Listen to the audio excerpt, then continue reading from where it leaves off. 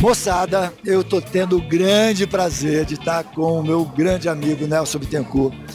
Ele está aqui na IRSA, veio fazer um trabalho, uma dinâmica, e eu o convidei para que ele me brindasse com o tempo dele e a fala dele. Nelson, vamos contar para essa galera um pouquinho, algumas histórias lá do início da gente.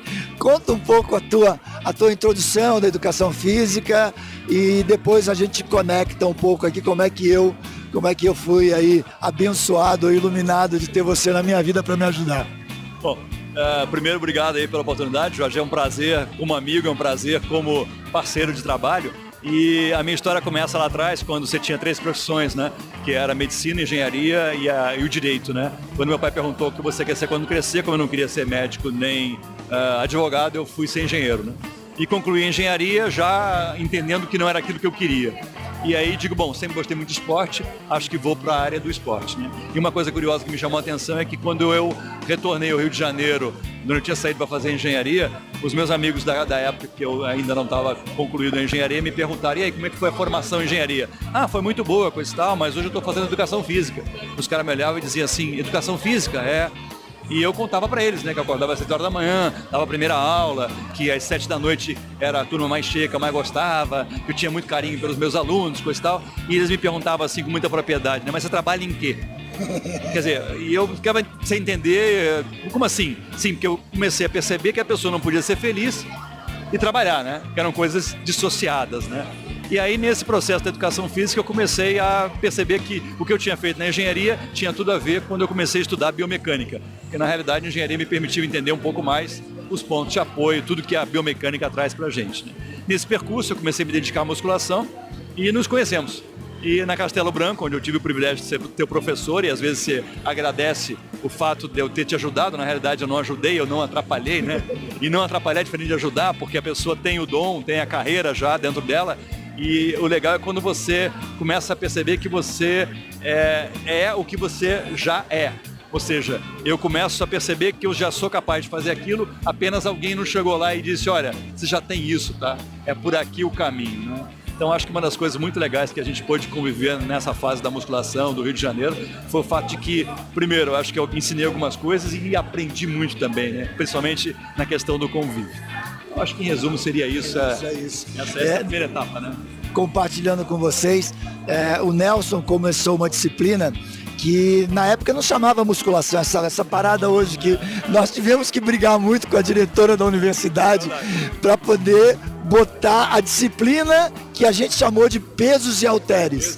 Pesos e halteres 1 e 2. Aí a gente começava a dizer, não, é treinamento resistido, não, esse negócio não existe, não, é musculação, que musculação? É pesos e halteres, coisa e tal. Bom, na realidade, partia do pesos e halteres, né? Mas já tinha muito mais tecnologia do que só pesos e halteres, né? E aí, nesse momento, o Nelson tinha o primeiro livro de musculação, eu tinha umas apostilas que eu colei um monte de coisa dele, e aí a gente fez um livro. E os 2 livros de musculação, acho que não tinha mais, né, cara? Não. Na realidade, hoje até a Cida Conte lembrava, né, que a primeira bibliografia tinha sido escrita por acho que espanhol, ou um argentino, né, não me lembro o nome dele, né, e que o segundo tinha sido o nosso trabalho, gostava, que era muito legal perceber que isso tinha sido um impulso para o trabalho se profissionalizar nesse ambiente das academias, né? Porque nessa época existia ainda a questão do que a gente chamava dos parteiros, né? As pessoas que não tinham formação superior e que ministravam aula, né? E claro que pessoas que têm experiência podem transferir só a experiência que têm, né? Mas daí você conhecer o conteúdo, transformar isso em ciência é um passo um pouquinho mais largo, né? Mas muito bem lembrado. E nesse momento eu tive o privilégio desse cara me ensinar, ele foi modesto aí na posição, mas me ensinar um monte de técnicas, um monte de ações que me levou a poder falar um pouco mais de musculação. E tanto a minha vida quanto a do Nelson, nesse momento, tenderam para o business. Eu acho que nós éramos muito falantes, né? E tendeu para o business. E a minha história, vocês sabem um pouco, tá aí no canal do YouTube para vocês verem, mas a do Nelson eu queria que ele colocasse, porque teve uma transição muito interessante de ser professor, de ser um empreendedor e hoje um grande consultor. Compartilha com eles um pouco essa transformação ou essa adaptação. Legal. Bom, pensem no que eu vou contar agora como se fosse um eletrocardiograma, né? Você tem picos lá em cima, picos aqui embaixo, né? Então, o primeiro pico foi decidir ser engenheiro. E o pico aqui embaixo foi errei. Logo em seguida decidi ser educador físico, acertei. Aí tive uma linha assim um pouco mais tênue, né? Quando dá aquele intervalo da frequência cardíaca, né? Ou da informação elétrica do coração. E aí de repente você começa a perceber que a vida estagnou, que a vida não andou. E eu sempre fui muito desconfortável com a ideia de que parar porque já atingiu o ponto máximo, né? Acho que o ponto máximo não existe. Na realidade, quanto mais você se provoca, mais você vai entregar, né? Logo em seguidinha, veio uma oportunidade para desenhar equipamento esportivo. Então eu tive a oportunidade de juntar duas coisas, né? Que era a engenharia com a educação física, né? Novamente um novo pico, né? E logo em seguidinha um pequeno erro. O que acontece? O primeiro casamento acaba. Por quê? Porque a distância, coisa e tal, né? Aí vem de novo aquela linhazinha um pouquinho mais tênue, né? Onde algumas coisas se acomodam, né? Nasce um filho, segundo casamento, né? E aí de novo vem uma incomodação, outro pico para cima. Acho que o que eu estou fazendo não é exatamente aquilo que eu quero, né? Vem um outro estímulo, né? Acaba o segundo casamento, né? Aí eu entro numa fase de estudar as neurociências, né? E aí começa uma nova proposta de vida, uma nova cidade, né? E aí de repente eu começo a perceber que eu preciso novamente constituir a família. Terceiro casamento. E o interessante é que quando você não dissocia a profissão da vida pessoal, você percebe que tudo caminha junto, né? Você tem grandes ganhos, você tem pequenos ganhos, você tem linhas mais tênues, né? Então, imaginando esse eletrocardiograma, eu diria que nesse momento eu me encontro num novo pico de subida.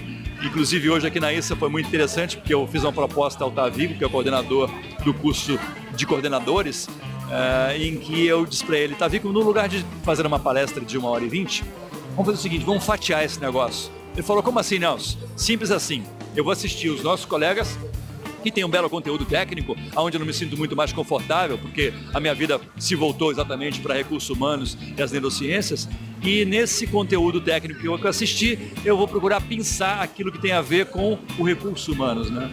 E aí foi muito legal porque eu pude fazer 3 pílulas, cada uma de 25 minutos, e a última era de 25, mas acabou sendo 1 hora, porque eu fui ficando, o povo foi gostando, e o Tavico disse que eu podia continuar, e bacana, então, o que eu fiz? Eu costurei as palestras técnicas dos colegas através do viés do recursos humanos. E aí você começa a perceber que, de novo, você não deve dissociar aquilo que é a técnica daquilo que são as pessoas, até porque 100% dos clientes são pessoas, 100% das pessoas que trabalham na sua academia, no seu negócio, são pessoas.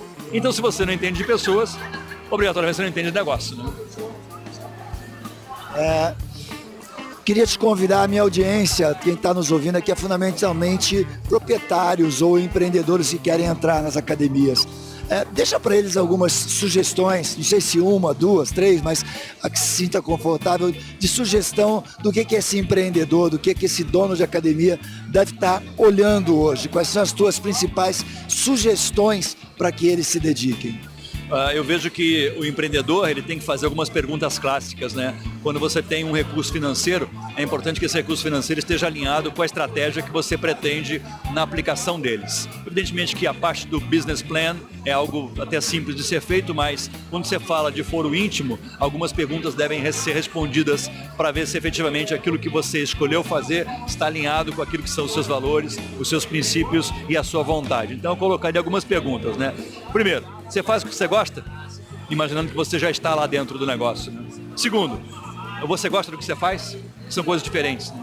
Naquilo que você faz, o que você gosta? E naquilo que você faz, o que você não gosta?